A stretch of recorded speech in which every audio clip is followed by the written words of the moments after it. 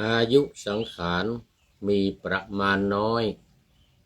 อายุไม่ถึง100ก็ต้องม้วยเป็นผีจงรีบสั่งสมอบรมความดีในเมื่อชีวีเรายังไม่วายอย่ามัวกอดรักสมบัติอยู่เลยโอ้ญาติโยมเอ๋ยจงเตรียมตัวเอาไว้ครั้งละหน่อยครั้งละนิดอย่ามัวคิดอะไรกะสมบัตินอกกายไม่จิรังการ ขอถวายความนอบน้อมแด่พระรัตนตรัยมีพระพุทธเจ้าเป็นต้นขอถวายความเคารพพระมหาเถระพระเถรานุเถระเจ้าคณะพระสังฆาธิการทั่วโลกมีพระเดชพระคุณพระธรรมเสนาบดีเจ้าคณะภาค7วัดพระธาตุดอยสุเทพเป็นต้นและขออำนวยพรแด่ท่านผู้ฟังท่านผู้ชมสาธุชนพุทธบริษัททั้งหลายวันนี้รายการธรรมะหลังธรรมวัดเย็นของวัดพระธาตุดอยสุเทพของอากาศทางสถานีวิทยุพระพุทธศาสนาแห่งชาติและจริยธรรมวัดพระธาตุดอยสุเทพระบบ FM 96 เมกะเฮิรตซ์มีพ่อครูบรรลบนามวงพรหมเป็นผู้อำนวยการอาจารย์พระมหาประสิทธิ์ประสาธิโกเป็นหัวหน้าสถานีและอาตมาภาพพระครูปริยัติยานุศาสตร์เป็นผู้บรรยายเป็นประจำทุกวันเวลา 18:40 นาทีถึง 19:10 นาทีโดยประมาณบางทีก็เกินไปบ้างตอนนี้ก็ขอต้อนรับคุณโยมพิษสมัยศรีเทพธรรมรงค์นี่เข้ามานานแล้วตั้งแต่อ่านบทแลบทกลอนแลยังไม่เสร็จ โยมสมัยบอกว่า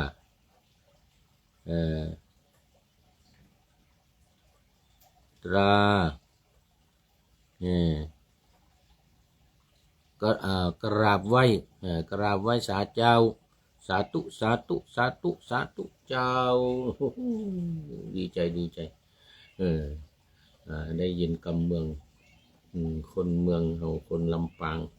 โยมพิษสมัยศรีเทพธรรมรงค์จากลำปางผู้กำเมืองเจ้าม่วนดี เอาว่าวันนี้เป็นอาทิกัลยาณีเป็นผู้ที่มีความงามในเบื้องต้นเราเรียกว่ามาแต่หัวรุ่งไก่ยังไม่ทันโหสุริโยยังไม่จับขอบฟ้าปะหน้าธรรมาสยังไม่เสร็จ โอ้โมทนาเป็นอย่างยิ่งเอาแล้วนะตอนนี้ก็เข้ามาสู่เนื้อหาสาระของธรรมะกัน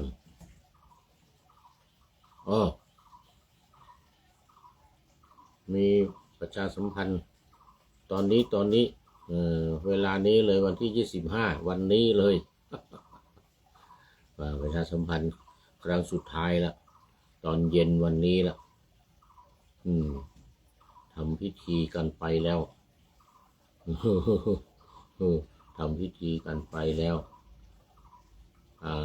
การบำเพ็ญกุศลทักษิณานุปทานถวายแด่พระเดชพระคุณหลวงพ่อพระเทพวิสุทธาจารย์อดีตเจ้าคณะจังหวัดเชียงใหม่อดีตเจ้าอาวาสวัดพระธาตุดอยสุเทพและพระอุปัชฌาย์ของพระเดชพระคุณหลวงพ่อพระธรรมเสนาบดีเจ้าคณะภาค7เจ้าอาวาสวัดพระธาตุดอยสุเทพองค์ปัจจุบันเป็นวันกตัญญูวันนี้ทำบุญทักษิณาถวายเนื่องในวันครบรอบวันมรณภาพของพระเดชพระคุณหลวงพ่อดังกล่าวแล้วก็ขออนุโมทนากับทุกท่านที่ได้มาร่วมกัน เป็นเจ้าภาพทำบุญเนื่องในวันกตัญญูของวัดพระธาตุดอยสุเทพในวันนี้ทุกท่านโดยทั่วถึงกันเอามาเข้าสู่เนื้อหาสาระของธรรมะกันเลยเดี๋ยวจะเสียเวลา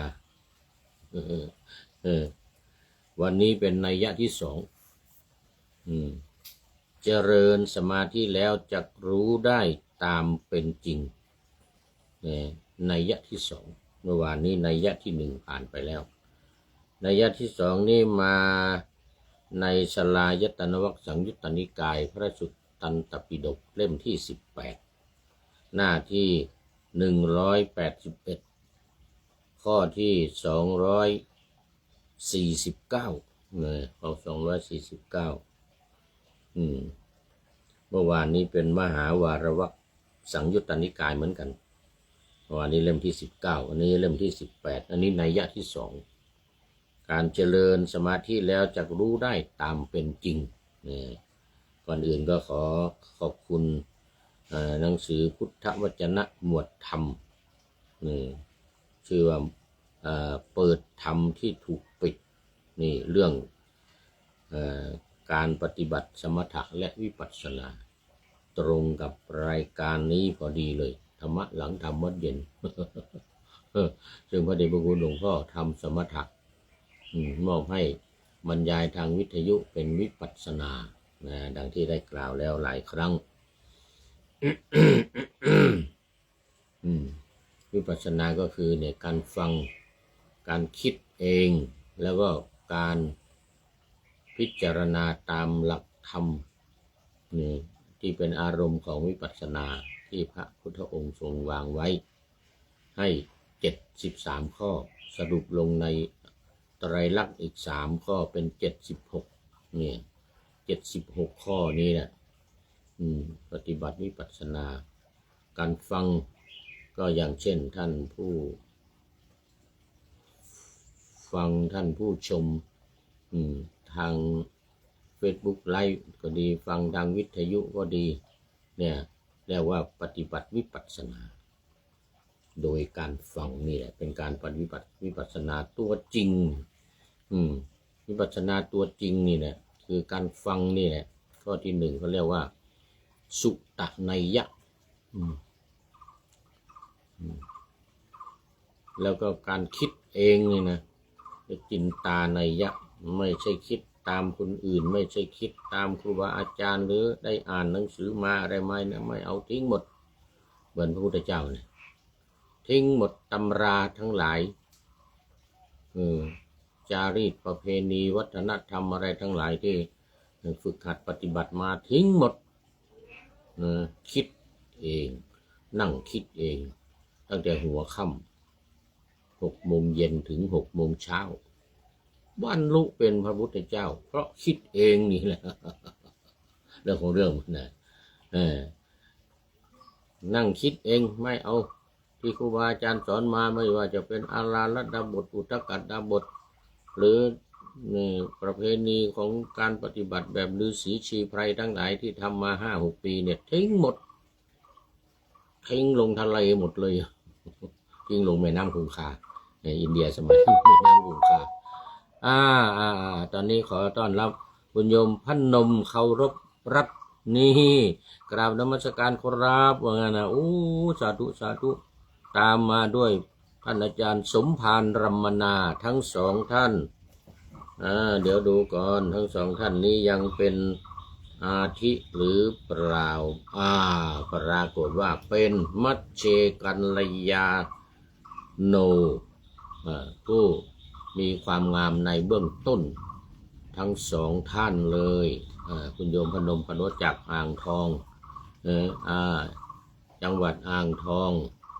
แล้วก็อาจารย์สมภารรัมมนานี่ลืมไปแล้ว ขอบคุณมากเป็นผู้มีความงามในถ้ำกลางเราเรียกว่ามัชเชกัลยาโนเป็นผู้ชาย มัชเชกัลยาโนถ้าไม่รู้ว่าเป็นผู้ชายผู้หญิงก็มัชเชกัลยานังถึงพร้อมด้วยความงามในท่ามกลางได้แก่สมาธินะได้แก่สมาธินี่กำลังพูดถึงเรื่องของสมาธิพอดีเนี่ยเจริญสมาธิจักรู้ได้ตามเป็นจริงในยะที่สองแล้วเมื่อวานนี้ในยะที่หนึ่งวันนี้ในยะที่สองเอามาเข้าเนื้อหากันเลยเดี๋ยวจะหมดเวลาครึ่งรายการแล้วภิกษุทั้งหลายเธอทั้งหลายจงเจริญสมาธิเถิดภิกษุผู้มีจิตตั้งมั่นแล้วสิ่งทั้งปวงย่อมปรากฏตามความเป็นจริงก็อะไรเล่าย่อมปรากฏตามความเป็นจริงคือจักษุย่อมปรากฏตามความเป็นจริงว่าไม่เที่ยงรูปย่อมปรากฏตามความเป็นจริงว่าไม่เที่ยงจักษุวิญญาณย่อมปรากฏตามความเป็นจริงว่าไม่เที่ยงจักษุสัมผัสย่อม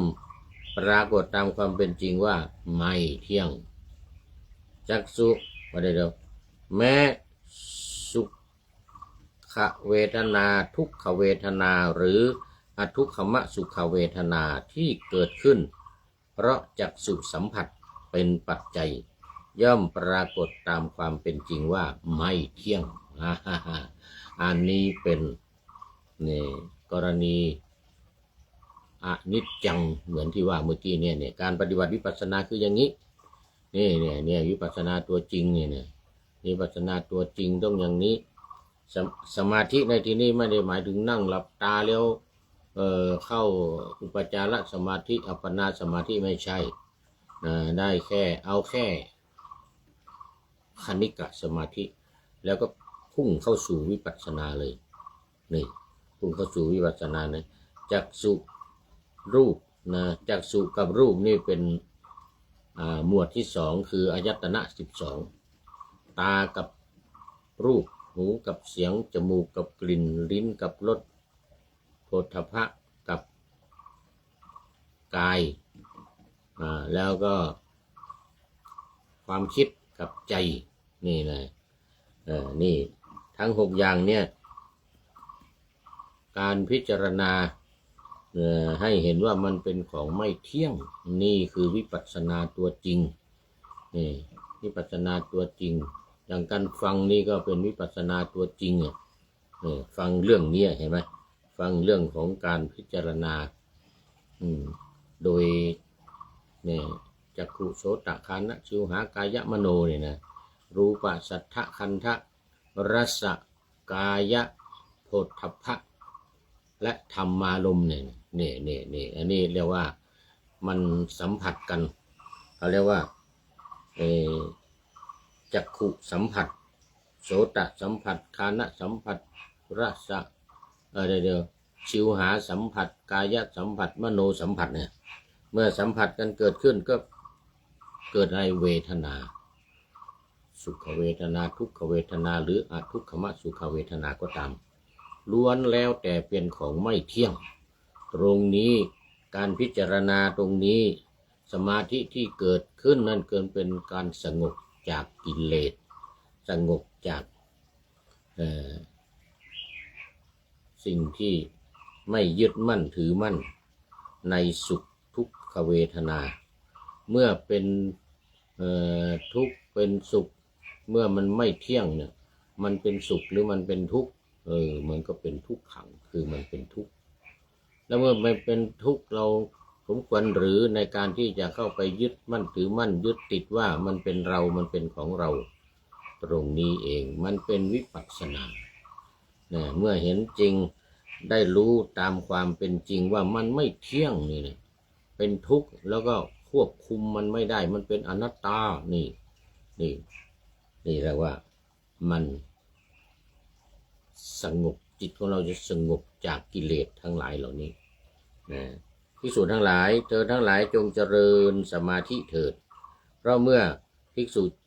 มีจิตตั้งมั่นแล้วสิ่งทั้งปวงย่อมปรากฏ ตามความเป็นจริงนะก็ปรากฏตามความเป็นจริงอันนี้ไม่ได้หมายถึงว่าไม่ได้หมายเฉพาะวิปัสสนาเท่านั้นนะสมถะด้วยสมถะที่นั่งสงบจิตอย่างเดียวนะพอจิตเป็นสมาธิตั้งมั่นมันจะเกิดปัญญาแล้วมันจะเกิดนี่ความรู้ตามความเป็นจริงนี่เหมือนเดียวกันกับทำวิปัสสนาแต่สมถะนั้นมันจะช้าหน่อยมันยังไม่รู้ว่าเมื่อไรมันจะเกิดปัญญาจะเกิดเมื่อไรทำไปหมู่แผ่นดินเย็นทั้งหลาย แต่มันเกิดแน่มันเกิดแน่เมื่อจิตตั้งมั่นสงบนะเขาเรียกว่าพระพุทธองค์ตรัสว่าสมาธิปริภาวิตาปัญญามหาพลาโหติมหานิสังสาว่าไงนะเมื่อสมาธิตั้งมั่นสงบเนี่ยก็ย่อมจะเกิดปัญญาแล้วปัญญาตัวนี้แหละมันจะไปตัดสังโยชน์10 ประการตัดกิเลสทั้ง3ราคะโทสะโมหะให้หมดให้หายให้กระจุยกระจายไปตรงนี้เองบรรลุเป็นเจโตวิมุตติฝ่ายสมถะนะเป็นเจโตวิมุตติถึงแม้ว่ามันจะช้ายังไงก็ตามมันก็ได้บรรลุเหมือนกันส่วนฝ่ายวิปัสสนานี่มันเร็วคือพิจารณาเอาพิจารณาเอาเลยทำให้เกิดปัญญาทำให้เรืองปัญญาทำให้เกิดความเข้าใจทำให้เกิดวิปัสสนาญาณทำให้เกิดจักษุวิญญาณคือรู้ผ่านจักษุรู้โสตวิญญาณเดี๋ยวก่อนโสตวิญญาณดูละผ่านทางหูเสียงโอ้ตอนนี้ขอต้อนรับมาแล้วอาจารย์ดร.พงศ์สภาวสิทธิ์แล้วก็สามเณรน้อยสังเหลือวัดป่าแดงโอ้โหFC ตัวจริง FC เก่าแก่นี่นะอาจารย์ดร.พงศ์สุภาวสิทธิ์ทนายความที่ปรึกษาสมาคมทนายความแห่งประเทศไทยโอ้โหนี่อาจารย์ดร.พงศ์ถ้าไม่ได้อาจารย์ดร.พงศ์นี่ผู้พูดนี้ติดคุกไปแล้วอาจารย์ดร.พงศ์นี่ช่วยว่าความในคดีความโดนฟ้องสมัยเป็นรักษาการปฏิบัติหน้าที่เจ้าคณะอำเภอเมืองเชียงใหม่อาจารย์ดร.พงศ์โอ้ถ้าไม่มีอาจารย์ดร.พงศ์ช่วยว่าความในศาลนะเนี่ยผู้พูดเนี่ยติดคุกไปแล้วเขาฟ้องเขาฟ้องเรื่องอะไรนะอาจารย์พงศ์เขาฟ้องว่าไม่เอาเขาศึกวัดพระเจ้าเมงลายไม่เอาเขาผิดอาบัติปาราชิกไม่ให้ศึกไม่ให้ออกจากเจ้าอาวาสวัดพระเจ้าเมงลายเขาก็เลยฟ้องเราว่ามาตรา157ว่างั้นละหลวมทำงานไม่อะไรไม่เอาเขาศึกเนี่ยเขาไม่ได้ศึกเขามีความผิดเงิน900,000เดี๋ยวก่อนถูกแล้วรวมแล้ว1,600,000 กว่าบาท1,60,000 กว่าบาทแต่ว่าเราไม่ได้เอาศึกไม่เอาปาราชิกอาจารย์ดร.พงศ์เขาฟ้องหาว่าละหลวมผิดมาตรา157โอ้ถ้าไม่มีอาจารย์ดร.พงศ์นี่ติดคุกไปแล้วนะเนี่ย ขอบคุณอาจารย์ดร.พงศ์มากทนายความชั้น1แห่งประเทศไทยเลยแห่งโลกเลยก็ได้ทนายความชั้น1แห่งโลกขอต้อนรับคุณโยมจันสมนี่จะเป็นนี่เขาเรียกว่าเป็นอันนี้แล้วกระมังเนี่ยนี่ปริโยสานะกัลยาณีอาจารย์ดร.พงศ์ก็เป็นปริโยสานะกัลยาโนผู้มีความงามในที่สุดนะ สามเณรน้อยสังเหลือด้วยตอนนี้หมดเวลาแล้วโอ้คุณโยมจันสมบอกว่าน้อมกราบไหว้สาข้าพระอาจารย์โอ้สาธุสาธุโอ้โอ้เป็นเข้าสู่เส้นชัยของรายการวันนี้เป็นท่านสุดท้ายเลยทีเดียวจบในเรื่องของเจริญสมาธิแบบวิปัสสนาสมาธิวิปัสสนาคือสงบจากกิเลสสงบจากกิเลสทั้งหลายราคะโทสะโมหะสงบจากสังโยชน์มีสักกายทิฏฐิเป็นต้นอวิชชาเป็นที่สุดนี่เรียกว่าทำสมาธิแล้วเจริญรู้ตามความเป็นจริงคือรู้ว่ามันไม่เที่ยงจักษุไม่เที่ยงโสตคานะชิวหากายมโนไม่เที่ยงก็เลยบรรลุเป็นพระอรหันต์เป็นพระอรหันต์เพราะความรู้แจ้งเห็นจริงนัยยะที่สองวันนี้จบพอดีเอาละตอนนี้เดี๋ยวเราจะมันยังมีนัยยะที่สามอีกในวันพรุ่งนี้ นัยยะที่สามวันพรุ่งนี้วันนี้หมดเวลาไว้เช่นนี้ก่อนมาดูข้อคิดท้ายรายการโมทนาโยมจันสมอาจารย์ดร.พงศ์สุภาวสิทธิ์ไว้นาทีนี้เป็นอย่างยิ่งผู้ใดหนอแลว่าท้ายรายการวันนี้เดี๋ยวท้ายรายการวันนี้แพรเยื่อไม้หลวงตาแพรเยื่อไม้วัดปริยุรวงศาวาสหรือท่านพระครูพิสารธรรมโกศลนี่แต่งบทประพันธ์บทกลอนแลเอาไว้ท่านนายพลนเรศกิจลักษณ์นำมาเผยแพร่เป็นข้อคิดวันนี้นะขอบคุณท่านนายพลด้วยท่านนายพลนเรศกิจลักษณ์บอกว่าอายุสังขารมีประมาณน้อยอายุไม่ถึง100ก็ต้องม้วยเป็นผีจงรีบสั่งสมอบรมความดีในเมื่อชีวีเรายังไม่วายอย่ามัวกอดรัดสมบัติกันอยู่เลยโอ้ญาติโยมเอ๋ยจงเตรียมตัวเอาไว้ครั้งละหน่อยครั้งละนิดอย่ามัวคิดอะไรกะสมบัตินอกกายมันไม่จีรังการขอบคุณหลวงตาแพรเยี่ยมไม้เป็นอย่างยิ่งแล้วก็พลตรีนเรศกิจรักษ์ที่ได้ให้ข้อคิดมาท้ายรายการในวันนี้เขาเรียกอะไรขอนำรายการธรรมทัศน์ไปก่อนเดี๋ยวขออำลาพรากจากผู้ชมฟังที่เดินยืนนั่งนอนฟังทั้งหลายขอให้มีความสุขใจและกายสดชื่นสบายไปตลอดกาลนำเอาธรรมะไปปฏิบัติเพื่อให้กำจัดทุกข์ใหญ่ภัยพานพ้นเกิดตายในวัฏสงสารบรรลุนิพพานทุกท่านกันเถิดขอเจริญพร